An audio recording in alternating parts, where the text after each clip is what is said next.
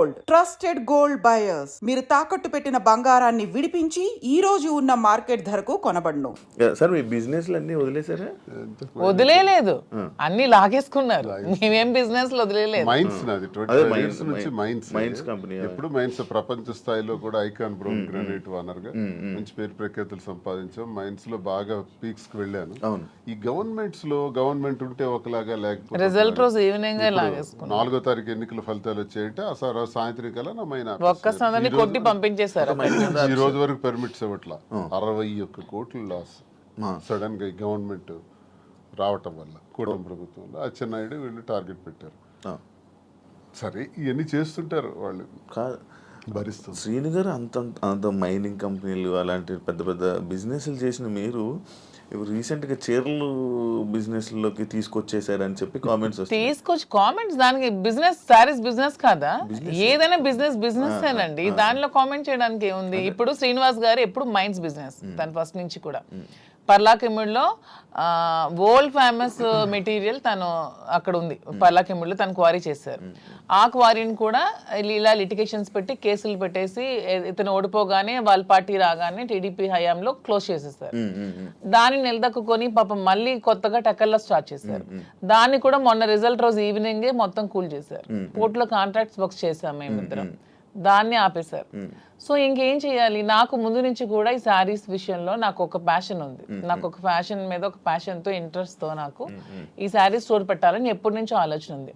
That ఈ saris business ఏంటి, పాలిటిక్స్కి సంబంధం లేకుండా ఉండే బిజినెస్, పీపుల్కి మాకు పబ్లిక్కి మాకు రిలేటెడ్గా ఉండే బిజినెస్ అనేది ఈ శారీస్ బిజినెస్. ఎందుకంటే మేము పబ్లిక్ ఎంత ఫెయిర్గా ఉంటే వాళ్ళు నచ్చితే మా దగ్గరికి వస్తారు, కొనుక్కుంటారు, వెళ్తారు. సో దీనిలో పొలిటికల్ ఇంటర్ఫీరెన్స్ అంటూ ఏమీ ఉండదు. సో అందుకని నేను శ్రీనివాస్ గారికి ఇంతవరకు మనం మైండ్స్ ఇవన్నీ చేసాం, చేసి ఎప్పుడు కోల్పోతూనే ఉన్నాం, ఎప్పుడు కూడా నిలదొక్కుకోలేదు. ఈ 4 years లో కూడా 30-40 crores వరకు పెట్టాం, లాస్ అయిపోయాం. మళ్ళీ ఇదే స్టార్ట్ చేసాం. మళ్ళీ నెక్స్ట్ టైం పార్టీ వస్తుందో రాదో, మళ్ళీ ఏమవుతుంది, పొలిటికల్గా ఇబ్బంది పడుతున్నాం. కాబట్టి ఇదన్నిటికీ డిఫరెంట్గా మనం తెలంగాణ అంటే ముందు నుంచి శ్రీనివాస్ గారికి నాకు హైదరాబాద్ మా ఫేవరెట్ ప్లేస్, మా ఇద్దరికి కూడా. హైదరాబాద్ ప్రజలు కూడా చాలా మంచి మనసున్న మనుషులు, ఎవరు వచ్చినా ఆదరిస్తారు. బ్రతకడానికి బ్రతుకు తెరునిస్తుంది హైదరాబాద్.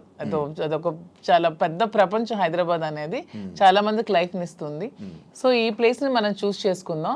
వెన్ కంపేర్ టు నాకున్న ఫ్యాన్ ఫాలోయింగ్లో ఒక 10% ఆంధ్రాలో ఉంటే 90% నాకు హైదరాబాద్లోనే ఉన్నారు. అంత మంచిగా నన్ను ఆదరిస్తున్నారు.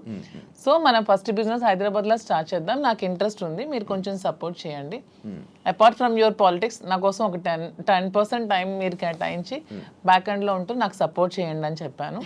చెప్పగానే శ్రీనివాస్ గారు కూడా దీనికోసం మేము 5-6 months నుంచి దీని మీద మేము వర్కౌట్ చేసాం. కొన్ని షాప్స్కి తిరిగాం. వీవర్స్ ప్రైస్ కంటే కూడా వీళ్ళు ఎక్కువ ప్రైస్కి అమ్ముతున్నారు షాప్స్, రిటైలర్స్.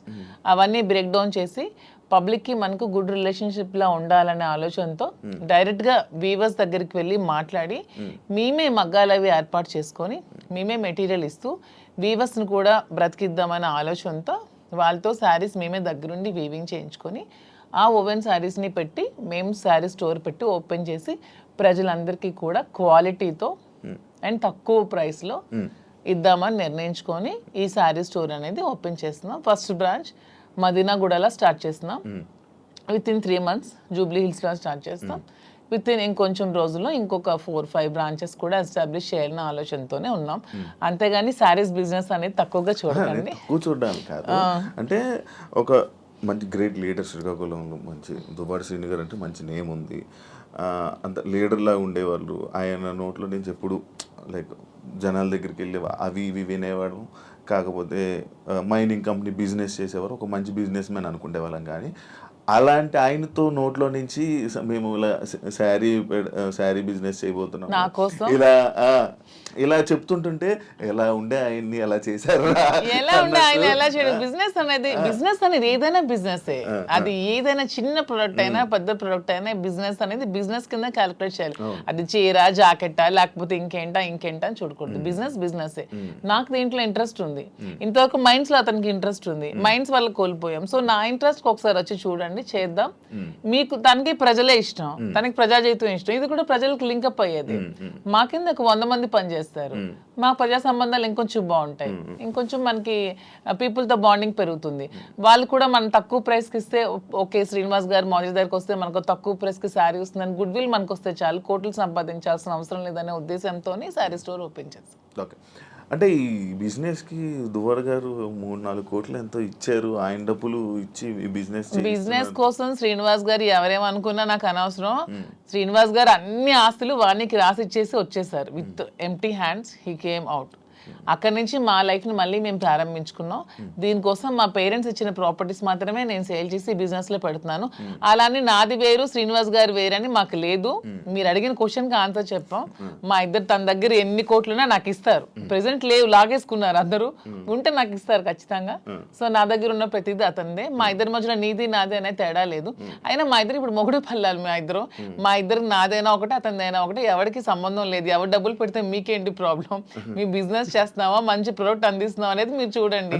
డబ్బు గురించి ఆయనకి దగ్గర అయ్యారని కూడా టాక్. అది ఫేక్ అదే చెప్తున్నాను కదా. మీరు కావాలంటే అన్ని మొత్తం డాక్యుమెంట్స్ అవన్నీ వెనక్కి తీసుకోండి, ఆస్తులన్నీ రాసిచ్చి తను చెప్తున్నాను 0 బ్యాంక్ బ్యాలెన్స్ తో వచ్చారు నా దగ్గరికి. అందుకే నేను అంటున్నాను, మా బంధం మీరు ఎన్ని కామెంట్ చేసుకున్నా మాది 100% ప్యూర్ లవ్. ఎందుకంటే నేను అతని నుంచి ఏది ఆశించలేదు, 1 రూపాయి ఆశించలేదు. అతను పదవిలో లేరు, నేను పదవిని ఆశించడానికి, అతను డబ్బులు లేవు, డబ్బు ఆశించడానికి. ఏమి ఆశించుకున్నా 100% అతని మనసు, అతని వ్యక్తిత్వం, అతని హానెస్టీ, అతని హంబుల్నెస్ ఇవే చూసి నేను ఇష్టపడ్డాను. దాంతోనే ఇప్పుడు కలిసి ఉన్నాం. అతని దగ్గర ఏ ఆస్తులు లేవు, అన్ని బాణీకి ఇచ్చేసి వచ్చేసారు. ఇటీవల కాలంలో ఒక 2 కోట్ల రూపాయలు విలువైన 2.5 కోట్ల విలువైనటువంటి ఒక అసెట్ విశాఖపట్నంలో అమ్మారు. అలాగే శ్రీకాకుళంలో కూడా కొన్ని ల్యాండ్స్ అమ్మారు. అమ్మి ఈ డబ్బులన్నీ కూడా అక్యుములేట్ చేసి ఈ బిజినెస్. మా ఫాదర్ నాకు ఇచ్చిన ప్రాపర్టీస్ అన్ని నేను ఇప్పుడు అమ్మేశాను. ఎప్పటి నుంచో మా ఫాదర్ నాకు ఇచ్చే 2009 నుంచి అవి నా పేరు మీద ఉన్నవి. ఇప్పుడు బిజినెస్ కోసం నేను అమ్మేసి మరి బిజినెస్ స్టార్ట్ చేశాను. అంటే మీరు స్టార్టింగ్ అంటే ఆయనకి పరిచయం అవ్వక ముందు నుంచి, రాజకీయంలోకి రాకముందు నుంచి మీరు మేము ఫైనాన్షియల్ గా వెల్ సెటిల్డ్. మా ఫాదర్ వాళ్ళు వెల్ సెటిల్డ్, మా హస్బెండ్ వాళ్ళు కూడా వెల్ సెటిల్డ్. అన్ని వెల్ సెటిల్డ్ ఫ్యామిలీ ఫైనాన్షియల్ గా. మా ఫైనాన్షియల్ గా ప్రాబ్లమ్స్ కానీ ఏమి కూడా లేవు, ఎప్పుడు కూడా లేవు. వెల్ సెటిల్డ్ ఫ్యామిలీనే. ఇప్పుడు వీటి కోసం మేము ఆస్తులు అమ్మాల్సి వచ్చింది, లేకపోతే ఆస్తులు అమ్మాల్సిన అవసరం కూడా లేదు.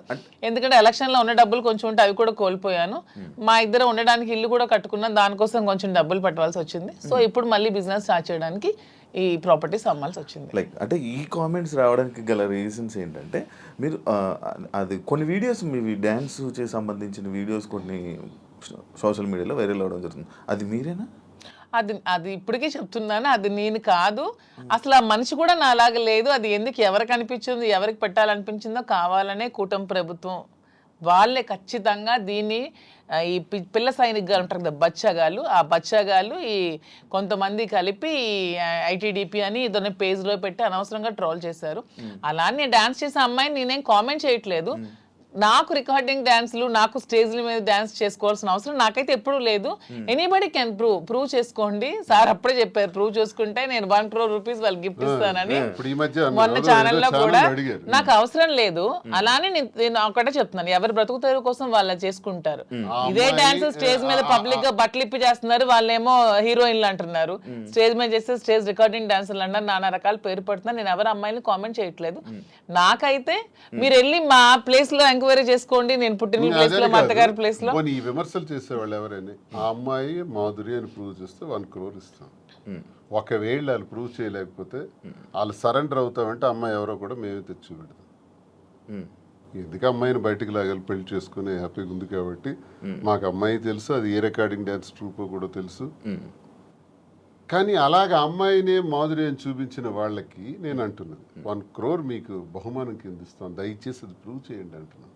అంటే చీప్ ట్రిక్స్ ప్లే చేయడం, ట్రోల్ చేసి ఎందుకు అలా ట్రోల్ చేయాల్సిన అవసరం ఏముందో నాకు అర్థం కాదు. అలా చేస్తే ఏమొస్తుంది? అంటే ఇప్పుడు మాధురికి నాకు మేము ఒక మనసుతో ఉన్నాం కదా, మరి అలా చేస్తే ఏమొస్తుంది మీకు?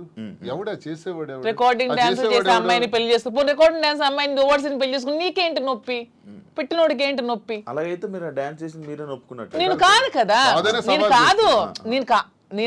నేను ఒప్పుకోవడానికి అమ్మాయి నేను కాదు. నేనైతే నిజంగా నేను ఒప్పుకుంటాను. I'm very bold and straight forward. నేను ఒప్పుకుంటాను. If it is me, I will agree. నేనే అదా, నేను డాన్స్ చేసిన వీడియోస్ చాలా ఉన్నాయి, నేను పెట్టుకుంటున్నాను కదా. నేను చేసి నేనే పెట్టుకుంటాను. నేను అది కానప్పుడు నేను ఎలా ఒప్పుకుంటాను? అలానే అదే అంటున్నాను, ఒకవేళ డాన్స్ చేసిన అమ్మాయినే దువ్వాసం చేసుకుంటే మీకేంటి పెయిన్? ఆ అమ్మాయి మాత్రం ఆ అమ్మాయి కాదా, ఆడపిల్ల కాదా?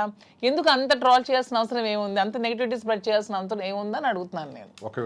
ఒకవేళ ఆ అమ్మాయే మాధురి అని ప్రూవ్ చేయాలనుకుంటే 1 crore బహుమతి ఇస్తాం, తీసుకురండి అంటున్నాం. ఎవరైతే వచ్చారో వాళ్ళకి. అంటే ఇప్పుడంటే ఏ జనరేషన్ వచ్చేసింది, ఫేసులు మార్పిడి ఇది ఇది. ఆ వీడియో చూస్తే అప్పుడెప్పుడు 2003 2000 ఆమె వయసు ఎంత తెలుసు? ఏమండి నాకు ఇప్పుడు 34 years అండి. 2000 అన్న ఏజ్ ఎంత ఉంటది? ఓకే, ఆ వీడియో ఎప్పుడు ఉంటుంది? చాలా ఓల్డ్. నేను 2000 అన్న ఏజ్ ఎంత ఉంటుంది చెప్పండి? 2005 లో నేను 10th. నాకు ఎంత ఏజ్ ఉంటుంది నాకు? 2010 11 అప్పుడు నేను ఎంత పిల్లని ఉంటాను, ఆ అమ్మాయి అంత డాన్స్ నాకు నేను ఎలా చేయగలను? కొంచెం నా పోనీ అట్లీస్ట్ నా చిన్నప్పుడు ఫోటోలు ఏవో చూపిస్తే మీకు తెలుస్తుంది. ఎప్పుడో మాదిరి చూపిస్తున్నారు కదా. అట్లీస్ట్ 2005 లో నేను 10th. పోనీ అప్పుడు నాతో చదువుకున్న వాళ్ళకి తెలుస్తుంది కదా. ఏదో మీలాంటి వాళ్ళు నమ్మాలి, ఎవరు తెలియని వాళ్ళు. తెలిసిన వాళ్ళకి ఏంటో తెలుసు. నమ్మడం కాదు చెప్తున్నా, అంటే మీరు చూస్తే ఎలా అనిపిస్తుంది? అలాగే నాకు ఎక్కడ అనిపించట్లేదు, మా వాళ్ళకి ఎవరికి అనిపించట్లేదు. మీకు ఎలా అనిపిస్తుందేమో మరి, మాకైతే తెలియదు. మా అందరికీ తెలుసు, ఎవరు మా జిల్లా అందరికీ తెలుసు అది నేను కాదని. ఇంక మిగతా వాళ్ళు నమ్మితే నమ్మొచ్చేమో కానీ ప్రతి ఒక్కరికి తెలుసు. ఇంక నమ్మినా నమ్మకపోయినా పర్వాలేదు, నేను అనుకున్నా కూడా ఐ డోంట్ కేర్ అంటున్నాను. పోనీ అమ్మాయి కూడా డాన్స్ బాగా చేస్తుంది అనుకుంటే అనుకోండి, దానిలో ఐ డోంట్ కేర్.